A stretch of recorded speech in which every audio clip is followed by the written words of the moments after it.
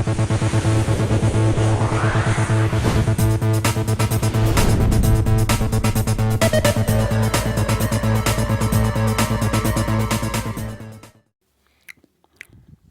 प्यारे विद्यार्थियों, आप सबका स्वागत है आपके अपने YouTube channel life I smart study bye Arun sir में। आज मैं आपके लिए नया टॉपिक लेकर आया हूँ जिसका नाम है जीव विज्ञान, general biology question. General biology मतलब सामान्य जीव विज्ञान, जो हर प्रत्येक एग्ज़ाम में, कोई सा भी एग्ज़ाम हो आपके, उन सब में जो सामान्य विज्ञान से संबंधित क्वेश्चन आते हैं उन सब के बारे में आज विस्तृत रूप से चर्चा करेंगे, जो सबसे ज़्यादा इम्पोर्टेंट है। मैं आपके लिए इतनी मेहनत कर रहा हूँ तो आप कम से कम इन वीडियोस का लाभ उठाएं लॉकडाउन में, ताकि आपकी खुद की तैयारी का आप पता कर सकें कि आप कितने पानी में हैं और कितने क्वेश्चन आप अटेम्प्ट करवा रहे हैं, कितने क्वेश्चन आपके गलत हो रहे हैं। तो इन सब बातों को ध्यान में रखते हुए मैंने आज नई सीरीज स्टार्ट करी है, जीव विज्ञान। अगर आपका इस सीरीज पर, इस जीव विज्ञान टेस्ट पेपर पर अगर अच्छा रिस्पॉन्स आएगा तो मैं इसके 2-3 पार्ट और बनाऊंगा जो सबसे ज़्यादा इम्पोर्टेंट है, और मुझे लगेगा कि हाँ अच्छा रिस्पॉन्स आ रहा है तो फिर मैं राजस्थान पुलिस, पटवारी और जितनी भी एग्ज़ाम है अपनी राजस्थान जो स्टेट में जितनी भी एग्ज़ाम लगती है उन सब से संबंधित, जैसे राजनीति विज्ञान, political science, economics, current affair, इन सब, ज्योग्राफी, इन सब से संबंधित जो सबसे ज़्यादा इम्पोर्टेंट क्वेश्चन होते हैं एग्ज़ाम बिहेव से, वो सारे मैं आपके लिए लेकर आऊँगा लॉकडाउन में। तो आप सबका अच्छा रिस्पॉन्स चाहिए, अच्छा मुझे मोटिवेशन चाहिए, ताकि मैं इन जो टेस्ट सीरीज लेकर आ रहा हूँ इनको और अच्छे प्रभावी ढंग से आपके सामने प्रस्तुत कर सकूँ। तो आज का जो अपना टॉपिक है वो है जीव विज्ञान। कौन सा टॉपिक है? जीव विज्ञान। तो जीव विज्ञान से संबंधित जितने भी महत्वपूर्ण क्वेश्चन हैं उस पार्ट में अपन बात करेंगे भाग पहले की, मतलब ये पहला वीडियो का पार्ट है। अगर आपका रिस्पांस अच्छा आएगा तो मैं दूसरा, तीसरा, चौथा, जब तक अच्छा रिस्पांस आता रहेगा मैं इसके पार्ट बनाता रहूँगा। इसी के साथ साथ अब शुरुआत करते हैं आज के राजनीति विज्ञान के पहले क्वेश्चन से। तो राजनीति विज्ञान का जो पहला क्वेश्चन, राजनीति विज्ञान का नहीं, जीव विज्ञान का जो पहला क्वेश्चन है बायोलॉजी का, उसकी बात करते हैं। तो वो पहला क्वेश्चन आपके सामने स्क्रीन पर, जीव विज्ञान का पिता किसे कहा जाता है? तो जीव विज्ञान का पिता किसे कहा जाता है, ये कई एग्जामों में पूछा गया है और ये सबसे इम्पोर्टेंट क्वेश्चन भी होता है कि जीव विज्ञान का पिता किसे कहा जाता है। तो निम्नलिखित में से जीव विज्ञान का पिता किसे कहा जाता है? सॉरी, जीव विज्ञान का पिता कहा जाता है अरस्तु को। किसे? अरस्तु को जीव विज्ञान का पिता कहा जाता है। तो आपको डायरेक्ट क्वेश्चन याद रखने हैं, अरस्तु को क्या कहा जाता है? जीव विज्ञान का पिता, फादर ऑफ बायोलॉजी। फिर चलते हैं नेक्स्ट क्वेश्चन पर। जीवन का भौतिक आधार है, निम्नलिखित में से जीवन का भौतिक आधार क्या है? तो निम्नलिखित में से जीवन का भौतिक आधार जीव द्रव्य है। क्या है? ऑर्गेनिज्म, ये जीवन का भौतिक आधार है। फिर चलते हैं आज के नेक्स्ट क्वेश्चन पर। सर्वप्रथम कोशिका का पता किसने लगाया था? सर्वप्रथम कोशिका का पता मतलब सेल का पता सबसे पहले किसने लगाया था? तो सेल का जो पता लगाया था सबसे पहले रॉबर्ट हुक ने लगाया था। किसने लगाया था? रॉबर्ट हुक ने। फिर नेक्स्ट क्वेश्चन पर, कोशिका का शक्ति केंद्र किसे कहा जाता है? Power centre. क्या? कोशिका का, सेल का पावर सेंटर किसे कहा जाता है? कोशिका का शक्ति केंद्र किसे कहा जाता है? तो ये किसे कहा जाता है? कोशिका का शक्ति केंद्र माइटोकॉन्ड्रिया को। ये इंपॉर्टेंट क्वेश्चन है, कई एग्जामों में पूछा हुआ क्वेश्चन है। तो कोशिका का शक्ति केंद्र किसे कहा जाता है? माइटोकॉन्ड्रिया को। फिर देखते हैं नेक्स्ट क्वेश्चन, कौन सी रचना पादप कोशिका को जंतु कोशिका से विभेदित करती है, मतलब अलग करती है, प्लांट सेल को एनिमल सेल से अलग करती है? तो कोशिका भित्ति, पर्णहरित, सेंट्रोल। तो ये सभी कोशिका भित्ति, पर्णहरित और सेंट्रोल, ये सभी जो पादप, जो प्लांट सेल होते हैं उन्हें एनिमल सेल से क्या करती है? अलग करती है। तो इसका आंसर हो जाएगा ये सभी। फिर चलते हैं नेक्स्ट क्वेश्चन पर, किस कोशिकाओं को आत्महत्या की तेली कहा जाता है? ये क्वेश्चन भी इम्पोर्टेंट है, कई एग्जामों में पूछा गया है। तो किस कोशिकाओं को आत्महत्या की तेली कहा जाता है? तो निम्न में से लाइसोसोम को आत्महत्या की तेली कहा जाता है। फिर चलते हैं नेक्स्ट क्वेश्चन पर, डीएनए की द्विगुणित कुंडली का पता किसने लगाया था? तो डीएनए की जो द्विगुणित कुंडली है, डबल हेलिक्स मॉडल, तो इसका पता लगाया था वाटसन एवं क्रिक ने। किसने लगाया था? वाटसन और क्रिक ने। फिर चलते हैं नेक्स्ट क्वेश्चन पर। डीएनए का प्रमुख कार्य क्या है? तो डीएनए का जो प्रमुख कार्य होता है वो क्या होता है? आनुवंशिक क्रियाओं का संचालन करना। क्या करना? आनुवंशिक क्रियाओं का संचालन करना। फिर चलते हैं नेक्स्ट क्वेश्चन पर। आरएनए पाया जाता है। आरएनए की फुल फॉर्म एग्जाम में पूछी जाती है, तो इसकी आरएनए की फुल फॉर्म आपको याद रखनी है, राइबोसोम न्यूक्लिक एसिड।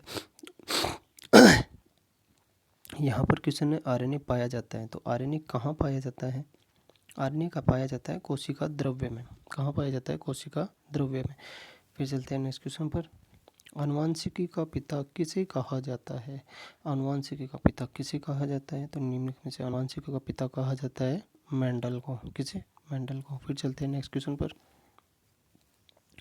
गुणसूत्रों, मनुष्यों में गुणसूत्रों की कुल संख्या कितनी होती है? तो मनुष्यों में जो गुणसूत्रों की संख्या होती है वो कितनी होती है? 46। तो आंसर हो जाए इसका आंसर क्या हो जाएगा?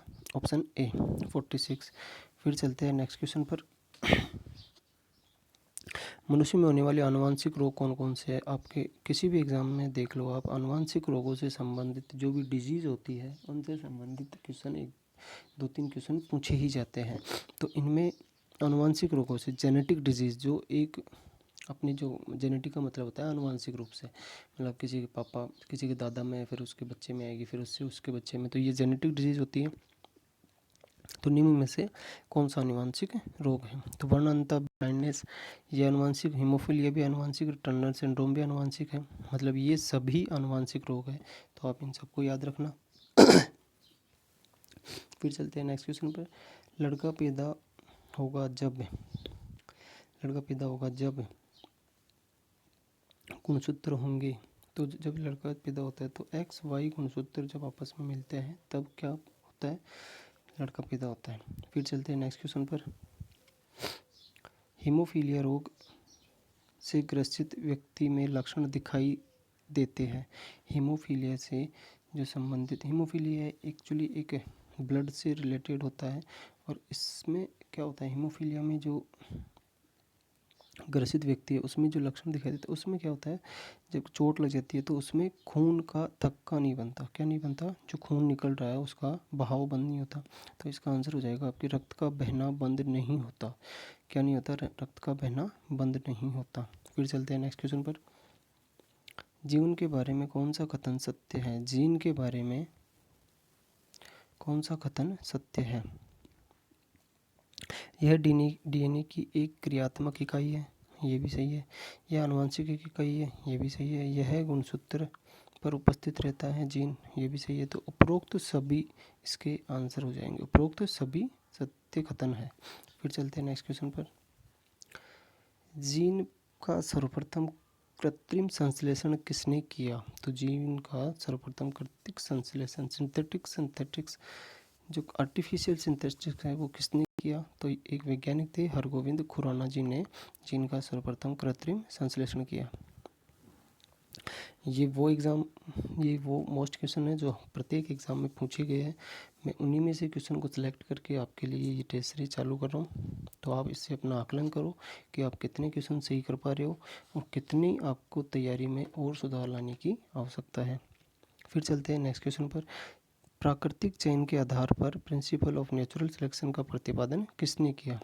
तो इसका जो प्रतिपादन किया था वो था चार्ल्स डार्विन ने। किसने किया था? चार्ल्स डार्विन ने। प्रिंसिपल ऑफ नेचुरल सिलेक्शन का, प्राकृतिक चयन के सिद्धांत का जो प्रतिपादन करता थे वो कौन थे? Charles Darwin. फिर चलते हैं नेक्स्ट क्वेश्चन पर। आनुवांशिक संबंधी प्रयोग के लिए मेंडल ने किस पौधे का चुनाव किया गया? ये आपके 9th-10th में जब पढ़ा होगा आपने, तो ये क्वेश्चन भी इम्पोर्टेंट है। तो जो आनुवांशिक के रूप पर जो मेंडल ने जिस पौधे का चयन किया था वो आपके था मटर। फिर चलते हैं नेक्स्ट क्वेश्चन पर। एक वर्णांध व्यक्ति में किस प्रकार की पहचान नहीं होती? मतलब एक वर्णांध व्यक्ति में कलर जो ब्लाइंडनेस होती है उसमें किस प्रकार के रंग का आपको पता नहीं चल पाता? जो भी इस बीमारी से ग्रसित है तो उसको लाल तथा हरे का, किसका? लाल तथा हरे रंग का क्या नहीं होता, उसे पता नहीं चल पाता। फिर चलते हैं नेक्स्ट क्वेश्चन पर। किस संघ के जंतुओं को जीवद्रव्य के स्तर पर गठित जंतु कहा जाता है? किस द्रव्य के जंतुओं को जीवद्रव्य के गठित जंतु कहा जाता है? तो जो प्रोटोजोआ संघ के जो सदस्य होते हैं, जो जंतु होते हैं, उन्हें जीवद्रव्य के स्तर पर गठित जंतु कहा जाता है। फिर चलते हैं नेक्स्ट क्वेश्चन पर। एक कोशिकीय जंतु अमीबा एवं युगलिना को किस संघ के अंतर्गत रखा गया है? तो जो अमीबा है, जो युगनिला है, वो किस संघ के अंतर्गत आते हैं?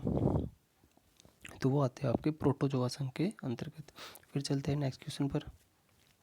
मेंढक में श्वसन किस अंग द्वारा होता है? मेंढक में श्वसन किस अंग द्वारा होता है? तो मेंढक त्वचा द्वारा, क्लोमों द्वारा और फेफड़ों द्वारा, इन तीनों के द्वारा मेंढक में क्या होता है? श्वसन क्रिया संपन्न होती है। फिर चलते हैं नेक्स्ट क्वेश्चन पर। वास्तविक मछली कौन सी है? वास्तविक मछली कौन सी है?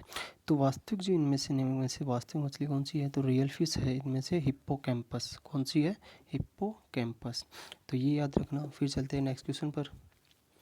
मेंढक किस वर्ग का जंतु है? तो मेंढक किस वर्ग का जंतु है, मतलब किस संघ से, किस वर्ग से संबंधित है? तो ये एम्फीबिया एक वर्ग है जिससे संबंधित मेंढक उस संघ में आते हैं। तो इसका आंसर क्या हो जाएगा? एम्फीबिया।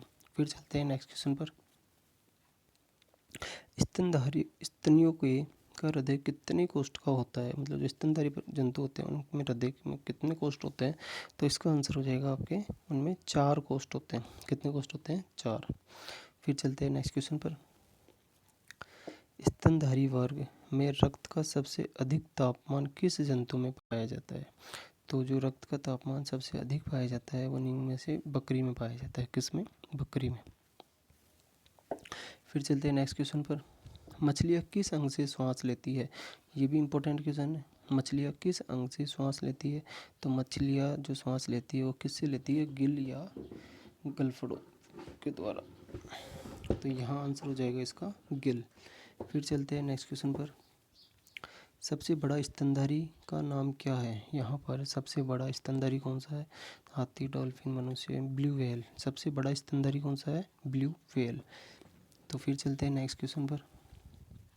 विश्व का सबसे छोटा पक्षी कौन सा है? तो विश्व का जो सबसे छोटा पक्षी है वो कौन सा है? निम्न में से बताओ फटाफट। निम्न में से विश्व का सबसे छोटा पक्षी कौन सा है? तो इसका आंसर हो जाएगा आपके हमिंग बर्ड। कौन सा है? Humming bird. फिर चलते हैं आज के लास्ट क्वेश्चन पर। कशेरुक जंतु के शरीर का सर्वाधिक कठोर भाग कौन सा होता है? कशेरुक जंतु का सर्वाधिक जो कठोर भाग होता है शरीर का वो कौन सा होता है? तो दांत, जांघ की हड्डी, कलाई की हड्डी, ये तो नॉर्मल भाग होते हैं। दांत भी, एनिमल जो पार्ट होता है वो सबसे कठोर भाग होता है कशेरुक जंतु का। तो ये थे आज अपने इम्पोर्टेंट 30 क्वेश्चन। अगर आपको अच्छा लगा हो तो इसको लाइक करें, शेयर करें और मुझे बताइए कि इसका दूसरा पार्ट मैं बनाऊं या नहीं बनाऊं, ताकि जो भी और बच्चे हैं उनको भी इस सुविधा का लाभ मिल सके। तो आप इस वीडियो को शेयर करें, लाइक करें और कमेंट करके मुझे ज़रूर बताएं कि वीडियो कैसा लगा। Thank you so much.